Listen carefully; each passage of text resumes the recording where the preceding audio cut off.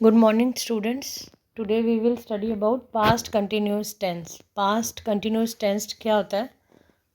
कोई भी ऐसा काम जो पास्ट में हो रहा हो, it is used to describe an action that was going on at a specific time in the past. अगर पास्ट में कोई भी काम हो रहा है तो उसके लिए हम पास्ट कंटिन्यूस टेंस यूज़ करते हैं. जैसे कि अब उसमें रहा है था, जिसमें हमने प्रेजेंट कंटिन्यूस किया था, इसमें है था, कर रहा था, वो काम कर रहा था वाली इसमें जो है हम वो रूल फॉलो करेंगे.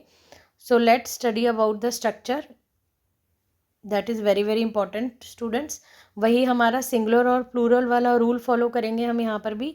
आई she it, I he she it singular और नाउन प्रोनाउन के साथ हम जो है वॉज प्लस वर्ब की फर्स्ट फॉर्म, अगेन वर्ब की first form plus ING use करते हैं. यू वी दे और प्लूरल के साथ मैनी थिंग्स के साथ जो हम वर्ब की फर्स्ट फॉर्म प्लस आईएनजी के अलावा हम वर यूज़ करेंगे. सिंगुलर के साथ हमेशा वॉज होता है और प्लूरल के साथ हम इसमें जो है वो वर यूज़ करेंगे. And you will be exception. लेकिन इसमें ध्यान रखना है, हमने देखिए इसमें आई नहीं लिया है, आई के साथ वॉज है. अदरवाइज़ हम आई और यू को हमेशा एक्सेप्शन काउंट करते हैं और वो हमारा प्लूरल के साथ रूल फॉलो होता है. लेकिन when we talk about past continuous tense तो इसमें आई के साथ जो है वो वॉज. ये बहुत इंपॉर्टेंट है. Most of the students gate confused in this. तो ये बिल्कुल आपने ध्यान रखना है कि आई के साथ जो है हम यहाँ पर वॉज यूज़ करेंगे. So something very very important, जो ऐसे सेंटेंसेस होते हैं जिसमें कि हम मोस्टली कंफ्यूज हो जाते हैं. So let's take the examples. Action happening at a particular time. जैसे I was studying at 8 PM.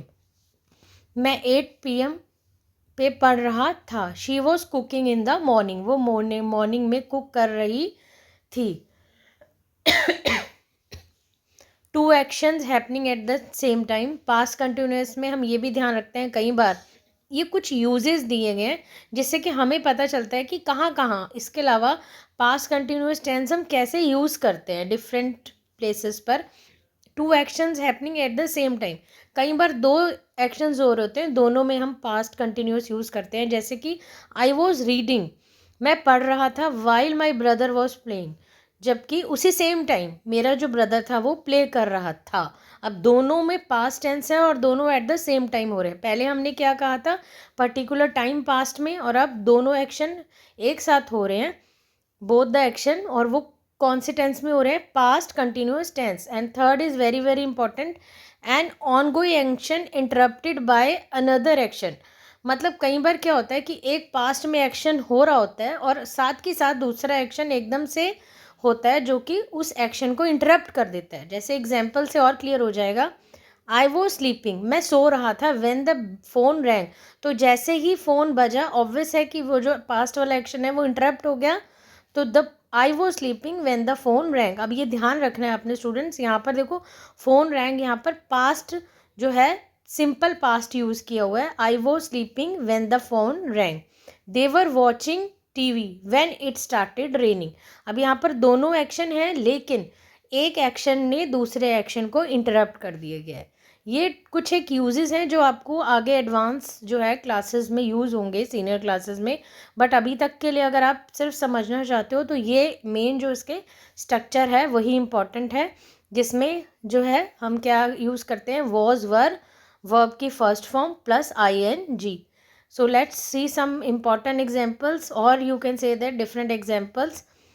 I was doing my homework. अब अगेन was के साथ doing है, do first form of verb है, ING लग गया.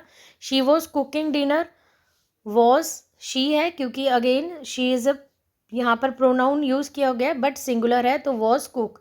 कुक फर्स्ट फॉर्म है, ING cooking. They plural है, were playing in the park. He was watching TV. We again plural, were studying for the exam. The children were sleeping. My mother was cleaning the house. You can see wherever there is singular हमने was use किया है और I के साथ भी was है. That is very very important. I was listening to music. She was writing a letter. They were waiting for the bus. So this is all about your past continuous tense. Thank you, students.